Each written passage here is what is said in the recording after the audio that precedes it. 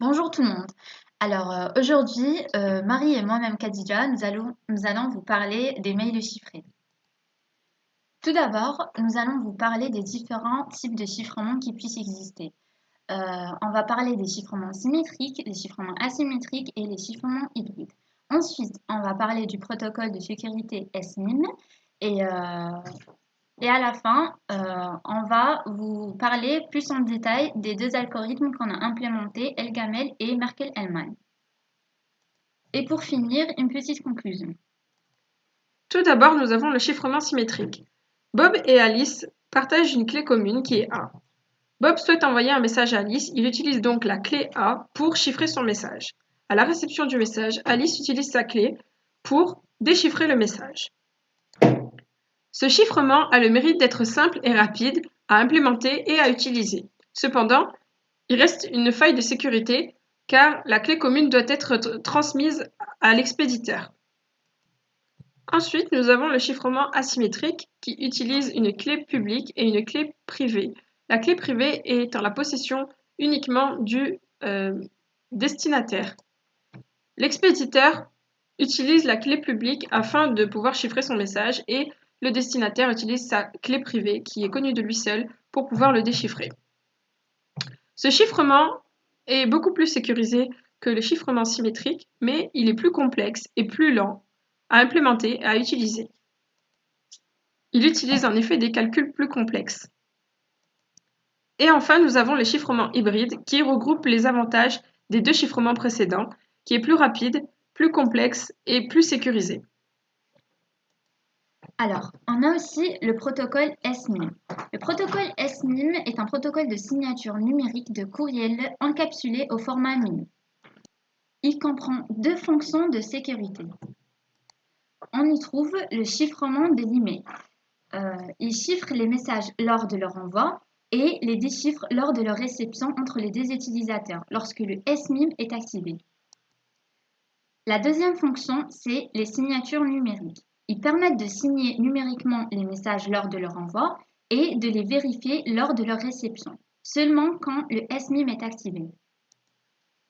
Pour envoyer un message à Bob, Alice crée son message Clear Message. Ensuite, elle génère une clé message key. Pour chiffrer son message, elle génère la clé Protected Message. Ensuite, elle chiffre Message Key avec la clé publique de Bob qui est Encrypted Message Key. Alice envoie par la suite Protected Message et Encrypted Message Key à Bob sur le même support qui est leur email. Pour que Bob puisse déchiffrer le message d'Alice, il devra déchiffrer le Encrypted Message Key en utilisant sa clé privée Message Key. Ensuite, il va déchiffrer le Protected Message grâce au Message Key. Et pour la suite, il aura son message clear. Ce protocole a comme avantage d'assurer la qualité des données lors de leur réception. Il permet aussi d'assurer la légitimité de la demande d'accès, la non-répudiation et aussi la confidentialité des données. Le SMIM n'est pas un programme séparé qu'on peut rajouter à n'importe quel service de messagerie. Le correspondant doit utiliser soit Outlook, soit Messenger pour pouvoir en bénéficier. Le message est toujours déchiffrable dans le cas où la clé privée est comprise.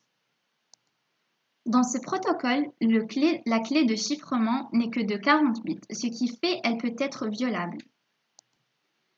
Chaque appareil possède sa propre paire de clés privées et publiques. Si l'utilisateur change d'appareil, la clé de ce dernier ne pourra pas déchiffrer ses anciens messages. Le cryptosystème Elgamel est un protocole de cryptographie asymétrique. Il a été inventé par Taher Elgamel en 1984. Il est construit à partir du problème du logarithme discret. Ce protocole est utilisé par le logiciel libre GNU Privacy Guard 2. Il peut être utilisé pour le chiffrement et la signature électronique. La première étape du chiffrement consiste à générer deux clés, la clé publique qui servira à chiffrer le message et la clé secrète à les déchiffrer. Pour permettre à Bob de lui envoyer un message, Alice s'occupe de cette partie du protocole de la manière suivante. Tout d'abord, Alice choisit un groupe cyclique G d'ordre Q ainsi qu'un générateur G de ce groupe. Ensuite, elle choisit un nombre aléatoire secret X qui va être sa clé privée et va calculer ensuite la partie publique qui est G puissance X modulo Q. Alice va ensuite partager cette clé publique avec Bob. Pour envoyer un message à Alice, Bob va choisir de son côté un nombre aléatoire secret R. Il va ensuite calculer sa clé publique G puissance R modulo N. Pour chiffrer le message, Bob va multiplier la partie publique partagée par Alice puissance R avec le message qu'il veut envoyer. Bob ensuite va envoyer son message chiffré à Alice. Pour déchiffrer le message, Alice va calculer la puissance de G puissance R avec X et va ensuite multiplier le message chiffré avec l'inverse de cette clé. Dans notre cas, c'est Alice qui envoie un message à Bob. Ce qui fait Bob, c'est à lui de générer le groupe cyclique et le générateur G. Alice va choisir son message et va l'envoyer à Bob, Bob va le déchiffrer par la suite.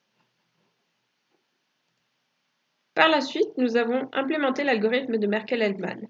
Ralph Merkle et Martin Hellman sont deux Américains qui sont des cryptographes et des cryptologues qui ont été les pionniers du cryptosystème asymétrique.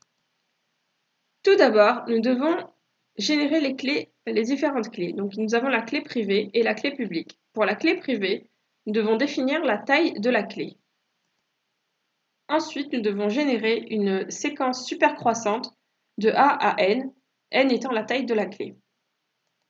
Chaque élément de cette séquence supercroissante doit être plus grand que la somme de tous les éléments précédents. Ensuite, on définit un nombre n qui est supérieur à la somme de tous les nombres de la séquence supercroissante. En dernier, on définit un nombre a qui sera premier avec n. Ensuite, pour la génération de la clé publique, on crée une nouvelle séquence en multipliant chaque élément de la séquence supercroissante par a modulo n. Maintenant que l'on possède les deux clés, on va pouvoir commencer le chiffrement. Alice va convertir le message qu'elle veut envoyer en binaire, regrouper le message en paquets de la taille de la clé et chiffrer son message. Pour chiffrer son message, elle va utiliser tous les éléments de la clé publique et les multiplier par son message binaire.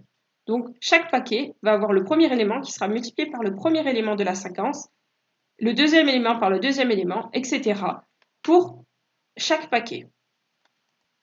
Vient ensuite le déchiffrement pour que Bob récupère le message. On calcule tout d'abord l'inverse modulaire de A, modulo n, qui est égal au chiffre D. On calcule ensuite P, qui est égal à D, multiplié par le message chiffré modulo n. Ensuite, Bob utilise la séquence de sa clé privée pour retrouver le message binaire. Par exemple, si on a une séquence qui est égale à 1, 2, 7 et 11, et qu'on a un P qui est égal à 19, on fait des soustractions successives avec la séquence, c'est-à-dire qu'on prend 19, on enlève 11 car 19 est supérieur à 11, on obtient 8, on met un 1 au niveau du message qui correspond à cet élément de la séquence. Il nous reste 8, 8 est supérieur à 7, donc on peut faire la soustraction, on obtient 1, on peut mettre un 1 au niveau du message binaire. 1 est inférieur à 2, donc on met un 0 au niveau du message binaire, et ensuite on a 1 moins 1 est égal à 0, on mettra le dernier 1 pour le message binaire. Ensuite, on obtient le message binaire qu'il ne suffit qu'à convertir en message clair. Donc voici le message qui est envoyé à Bob. On lui envoie « Salut Bob ». Et après les multiples opérations expliquées précédemment, on obtient le message décodé « Salut Bob ». Le protocole SMIM reste simple à implémenter. Cependant, il ne peut pas être rajouté à n'importe quel service de messagerie. Ça reste un très grand inconvénient. Elgamal ne propose pas nativement une méthode de signature. Il n'est pas aussi utilisable pour certaines applications comme SSL-TLS. Cependant, sa filiation avec Diffie-Hellman le rend facilement compréhensible. L'algorithme de Merkle-Hellman est facile à implémenter et plus la taille de la clé est grande, plus le chiffrement est sûr. Cependant, ayant été cassé dans les années 80 par Adi Shamir, il n'est plus utilisé aujourd'hui. Merci pour votre attention. Si vous avez des questions, n'hésitez pas à nous les poser.